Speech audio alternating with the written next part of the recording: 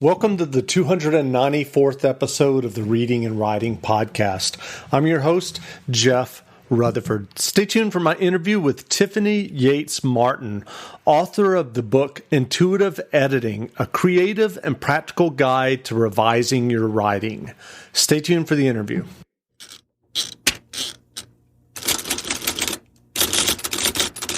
Welcome back to the Reading and Writing Podcast. My guest today is Tiffany Yates Martin, author of Intuitive Editing, a creative and practical guide for revising your writing. Martin is a career developmental editor with more than 25 years working in the publishing industry, with major publishers, and books that she has edited have reached the New York Times, Washington Post, Wall Street Journal, and USA Today bestseller lists. Tiffany, welcome to the podcast. Thank you for having me, Jeff. I'm glad to be here. Great. Well, your book title and subtitle are pretty self-explanatory. Intuitive Editing, a creative and practical guide for revising your writing. But I did wonder, who do you think is the ideal reader for your book?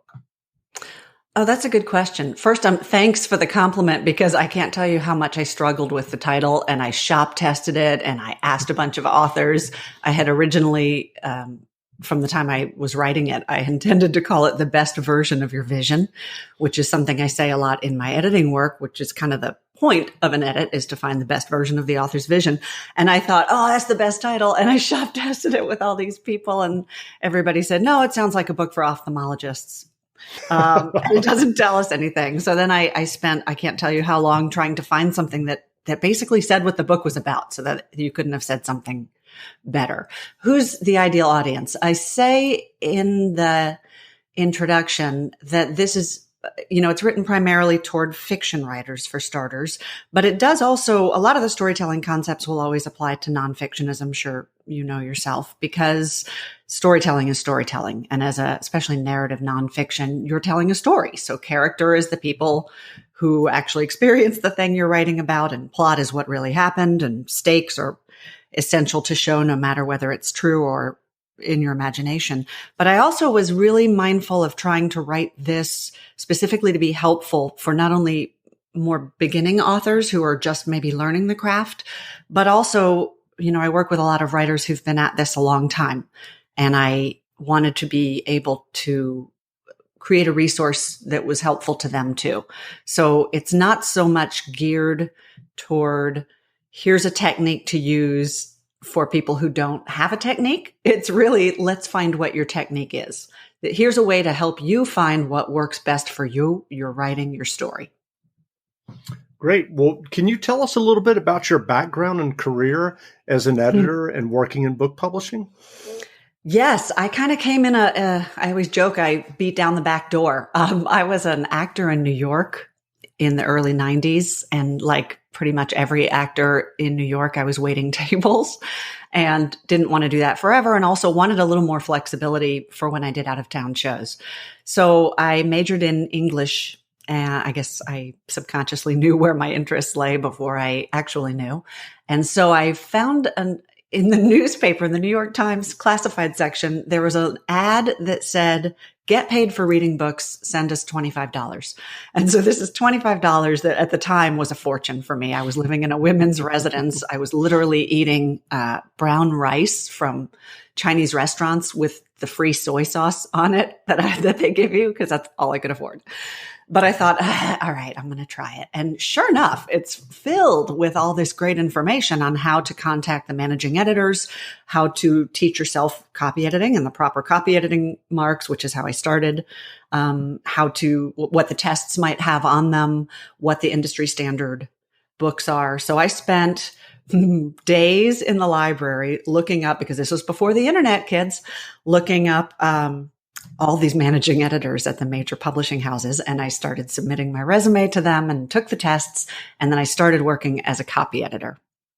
And this is publishing is a small business. So before long, if you're doing a good job, they talk about you to other publishing friends. And little by little, I started working for most of the big 5 publishers and some really big authors. By the time I stopped doing that, I had copy edited, I'll name drop, Pat Conroy, Jennifer Weiner. You mentioned, I know you interviewed Walter Mosley. I got to copy edit a couple of his books. And then I moved away, quit acting after a few years when I realized I really loved editing more than anything. And I moved to Florida and also did journalism, and then decided I wanted to try developmental editing about maybe 12 years ago. And again, came in the back door. At that point, I had done hundreds of manuscripts as a copy editor, and they're really different skills. So for your listeners who may not readily know the difference, copy editing is more focused on like grammar, punctuation, spelling, continuity, fact checking. It's a little more technical. Developmental editing works on every aspect of the story directly with the author, all the way from, the story itself and character, plot, stakes, the structure, every element of micro editing. So it's really hands-on, really creative. So the one doesn't necessarily prepare you for the other, but at this point I had literally worked on hundreds of these top-notch manuscripts, and I'm seeing what the editing process is, and I'm seeing how these books take shape. And so I thought, well, if I could just have a chance.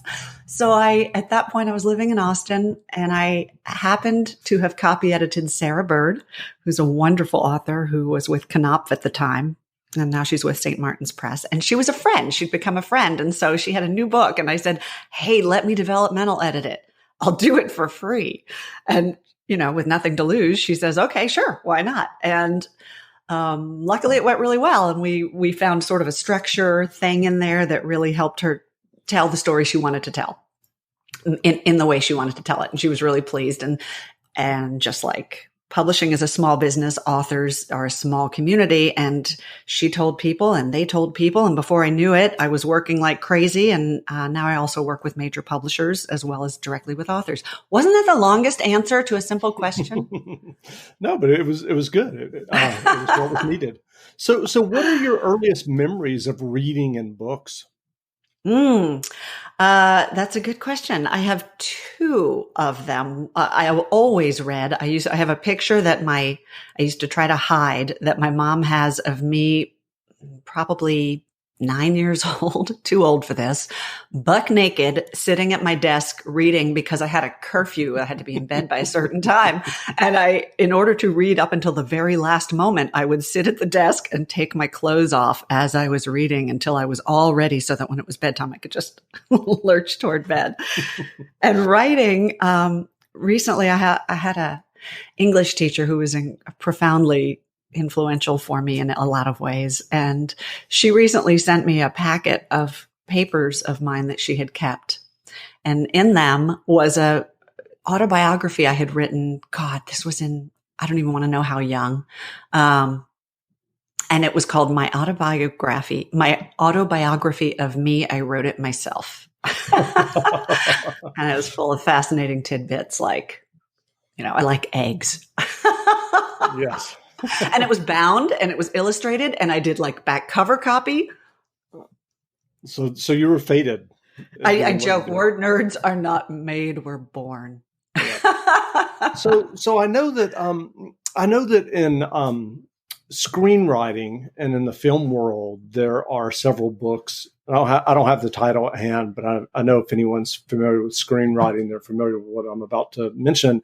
That have what I would consider a very rigid kind of structure about story, a 3-act structure. Is that something that you think about in terms of fiction, or do you view fiction differently?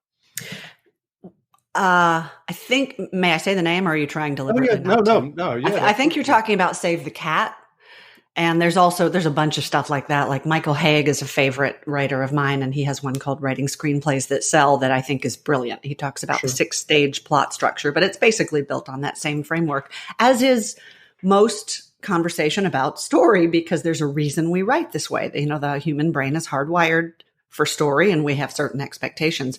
But the whole reason I wanted to write this book the way I wrote it, and the reason it's intuitive editing, is because I get a lot of authors who will, especially newer authors, who contact me and say, I faithfully did the Save the Cat or the hero's journey or whatever system they're subscribing to. And while they're all really valid, I think the minute an author tries to shoehorn her story into a prescribed structure like that, we lose the thing that makes it unique. We lose the voice, we lose the fire. It might be technically perfect. It might hit all the beats, but it doesn't have that thing that's going to get it off the slush pile. And I think a lot of becoming an author and really finding your feet and who you are as an author is figuring out how to tell the story in the way that is most effective, that does meet reader expectations, but that also brings something to it that makes us, we all pick up those stories that change us or that change the industry. Look at J.K. Rowling changed the industry. Gillian Flynn changed the industry. To a degree, Dan Brown changed the industry. If you're doing something that is maybe not following the rules, and I always make air quotes when I say that, and in the book, I actually put actual quotes around every time I use the word rules.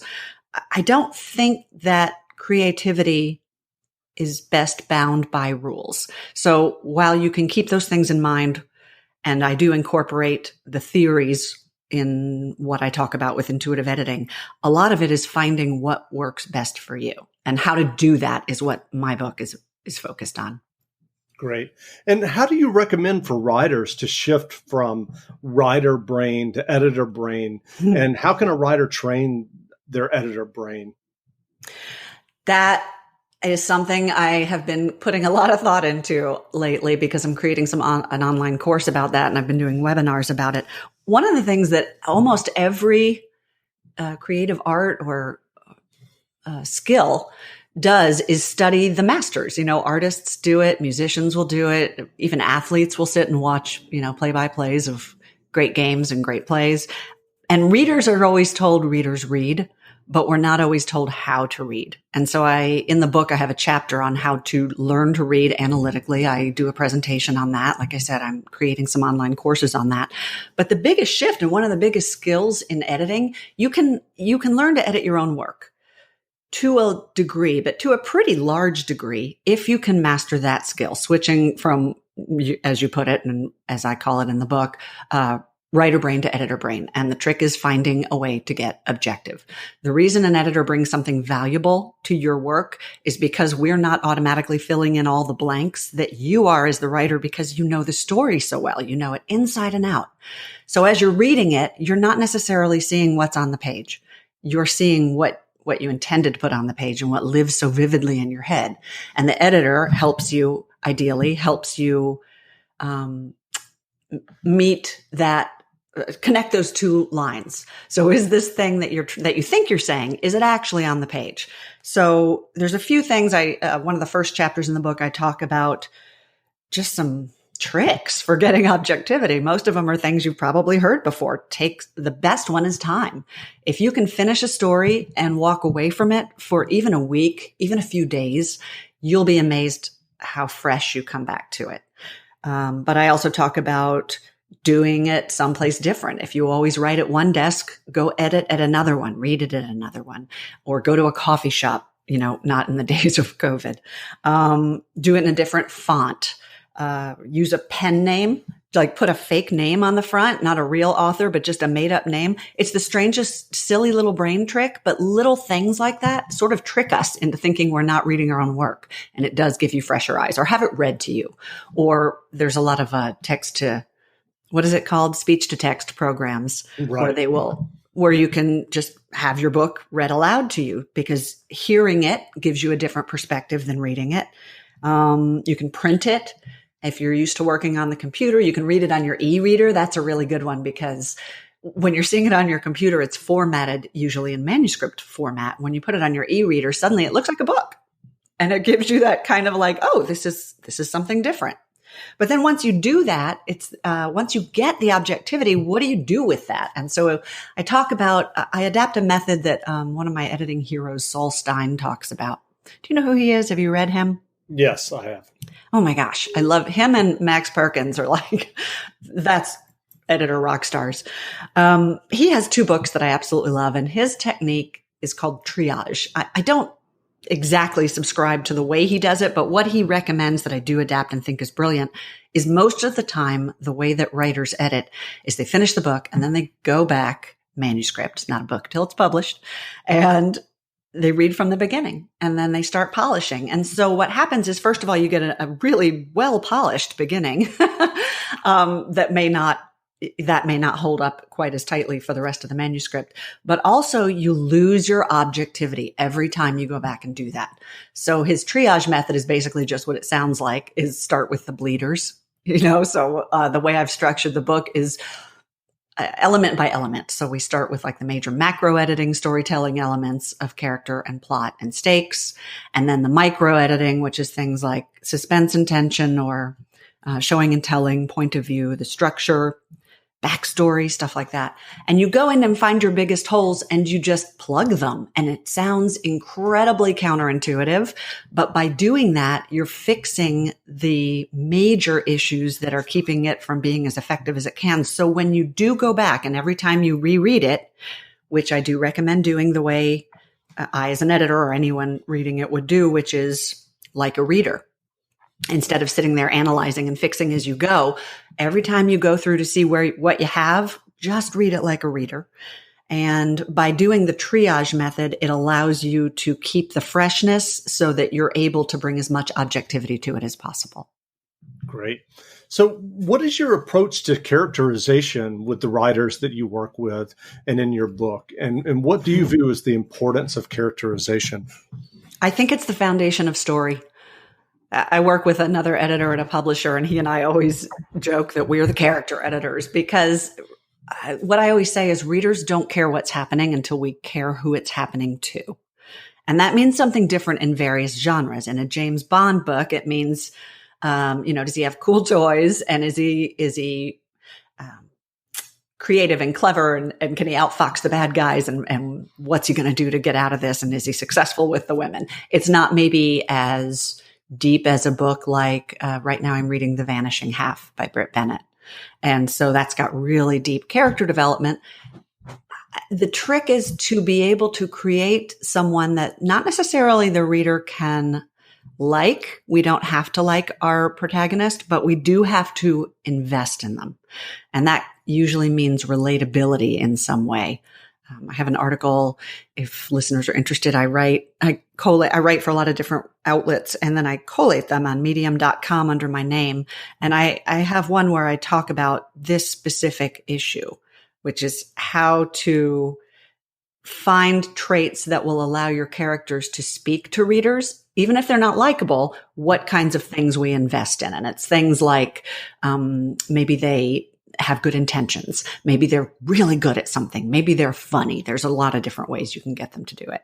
And then to consider, there's several different things in character that I think sometimes get underdeveloped or not considered in writing. And one of them is, who is your character in the world? We're taught as writers to focus so much on story and what's essential and what moves the story forward. And is this part of the character arc? And that is all true and valid. And also within that, who is the character beyond the parameters of this thing we're reading about? That doesn't mean we go off on detours about that, but it does mean if this is, let's say, a workplace comedy, it means we need to know who this character is outside of work as well as at work, because that's the whole person. If you look at, something like the movie Hitch, which is about a central premise of a man who is basically a male matchmaker, but there's the story of the movie is about much more than that. It's also about who he is as a person. I have lists. So the book is structured around questions because that's my approach as an editor. I think that by encouraging an author to ask the right questions, you help them find the answers to put them on the page. And so I have lists and lists of questions in there for character particularly, but all of the different elements on how to circle in on these things and how to find the answers. And chances are you know them as an author because you know your story, but how to make sure that you're translating that onto the page, which is the skill of editing. So what is your approach and advice to writers about plot? A lot of commercial fiction and even literary fiction these days has to have narrative drive. And how can a writer develop plot and narrative drive? Or do you view those two as separate? One is a function of the other. I always say that action is not plot and plot is not story. but they're all very intrinsically related. So story is starts with a character who starts at a certain point A, travels to a different point B, because if he doesn't take a journey, then why have we read the book? If this character doesn't change in some way. And that happens as a direct result of the arc in between those 2 points. So that's story. Plot is the arc in between those 2 points, but that's not the full definition of story, because plot's not just stuff happening. Action, if you have like a series of things that the character is going through, unless it directly relates to, as you put it, narrative drive, the character arc in their pursuit to their point B, then it's just things happening. It's that lends sort of an episodic feel to a story. This happened, and then this happened, and then this happened, but we don't really feel like we're on a journey. So plot is the idea of making sure that every single event in the story pushes your character along that arc from their point A to their point B. So that could be maybe that they grow from it, they learn from it, that it's an obstacle to their point B, that it sends them on a necessary next step toward their point B. But every single thing relates to that journey, and that's what creates a cohesive plot that has narrative drive. Great. And so what do you advise writers about suspense versus tension in their novels and stories? Suspense and tension are often used interchangeably, but they're not quite the same thing. I always say that suspense is a function of story and tension is a function of scene, or the easy way to think of it is that suspense is basically what happens next, and tension is what's in the way. So if you think of it that way, both are essential for every genre and should be on every page. And suspense isn't necessarily, is the guy around the corner with an axe going to drive it into our character's skull? That is one type of suspense, but suspense is, I don't know why I'm citing all these old movies, but like Leaving Las Vegas, is the lead character in that, Nicolas Cage's character, going to succeed in, is he going to kill himself from drinking, or is the fact that he falls in love with this woman going to help him rehabilitate himself? Suspense is simply the unknown. It's the thing that keeps us reading. And so you've got your big arching sort of uber suspense in the story, which is the main story question. But within each scene, there should also be a suspense element of what's going to happen next. Otherwise, why are we turning the pages? And then the tension is the thing that stands in the way of whether that goal will be achieved or not achieved, whichever one is going to affect the character. So that can be, and that doesn't have to be, again, that doesn't have to be a fight or argument. Tension can be something like there's a storm brewing and I've got to fly out to see my mother before she passes away. Or it can be, tension can be as easy as a man walks into the house and his wife sings out, "How was your day, honey?" And he just glares at her and walks away. That's a moment of tension. And those are the things that bring your story to life, whether you're writing women's fiction or thriller or mystery. That's the thing that readers want to read for. Great. Well, in your work with writers, I know that every novel is different, but are there common errors that you come back to that you often see with fiction writers that you work with? Yes, there are. I'm trying to think what would be the ones I see the most often. Sometimes we don't have that narrative drive you talk about.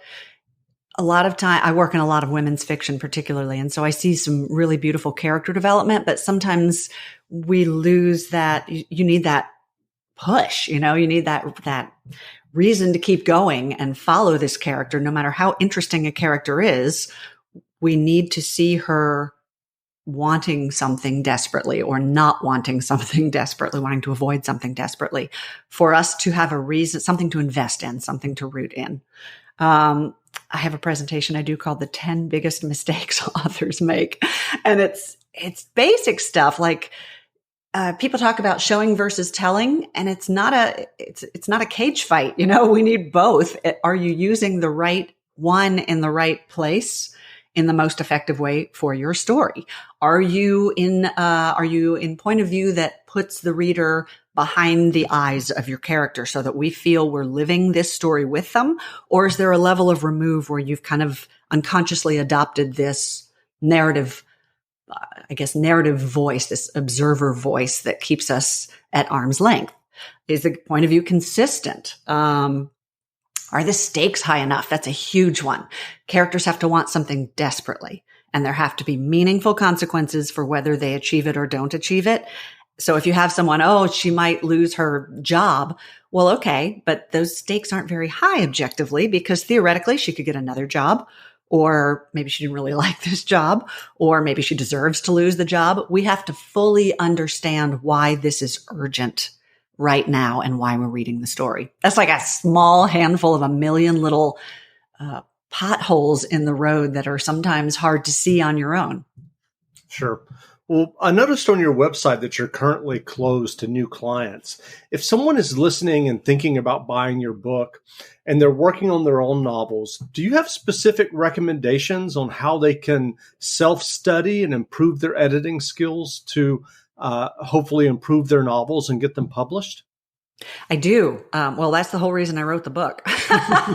So yes, I would say that my book and a bunch of other books, like, read widely. There's no, the trick as an author is to find the technique that works for you. And that might be one technique, but the chances are pretty good it's going to be pieces of a lot of different techniques. So find the thing that works best for you. So this book is a great place to start. I also, when people sign up for my newsletter, I have a list of resources that they get that can help them find an editor if that's the route they want to go. But one great way to learn to see your own writing more objectively is to critique other people's writing. And so I do talk about that in the course that I'm creating, but it's also something that you can do especially if you're a writer who's hooked into the writing community or joining a writer's group. You can find a critique group or beta readers. And the most valuable thing sometimes you can get out of that is not the critique of your own writing. It's learning how to critique other people's writing, because you're bringing that objectivity that an editor would bring to someone else's writing, because you're not filling in the blanks. And once you see Waldo, you can't unsee him. So once you learn how to do that, you bring that skill back to your own writing. Great. Well, are there clients that you've worked with recently that you'd like to tell us about? I work with some really wonderful authors, and I'm blessed. And I try not to play favorites. So I don't, Sure. I don't really want to do that, but I will tell you that, I try to read as widely as I can. And right now, as I said, I'm reading Britt Bennett's The Vanishing Half, and it's absolutely genius. And I'm using it in this presentation because it's such a great example of structure and character. So I guess where I'm going with that is read widely. Like, don't just read in your genre. Don't just read in your comfort zone. Don't just read the stories about things you already know or things you're writing about. Read as absolutely widely as you can, because every author that I work with, and I work in a variety of genres, I learn so much from them too. I learn so much from their stories and the way they write and the things that I see. And all the stuff that's in this book has come from years of what I've been able to glean from having seen hands-on what authors are struggling with and how a story takes shape. So as a writer, understand that that's part of the process, and don't beat yourself up for that. Like, you're never gonna, can I curse? Can I curse just a little tiny bit? There's the famous quote by Ernest Hemingway that first drafts are shit. And they're not necessarily always shit, but they do take shape. And almost every author I work with would probably tell you that they really find the soul of the book in the editing process. And it's messy and it's hard. And it takes a whole lot of mining out what you gleefully, as Brenda Euland says, vomited onto the page in your first draft. Editing is a lot of times where the story really finds itself. So don't judge yourself if your story doesn't come out the way you wanted it to right away. That's what editing is for. And almost every author on the planet goes through that same process to put the book in your hands that you're reading. It didn't just spring up like that. That's great. Well, where can people find you online to learn more about you and your book? I am generally everywhere under some combination of either Tiffany Yates Martin or Foxprint Editorial. So you can go to my website at foxprinteditorial.com and you can find me on Twitter at foxprinted, or you can find me on Facebook that way too, or also as Tiffany Yates Martin. And I'm on Instagram as Tiffany Yates Martin. And then, as I said, if you are interested in all the writing that I do on various storytelling elements for different outlets, I've put on medium.com under Tiffany Yates Martin, and on my website, if you want resources for further reading, really great craft books, blogs, podcasts, all the stuff that helps you learn and grow your craft, that's on the resources page and the online courses page. Great. Well, again, we've been speaking with Tiffany Yates Martin, author of Intuitive Editing, a creative and practical guide for revising your writing. Go buy a copy of the book now. And Tiffany, thanks for doing this interview. Thank you so much, Jeff. I really enjoy your podcast. Great. Thank you.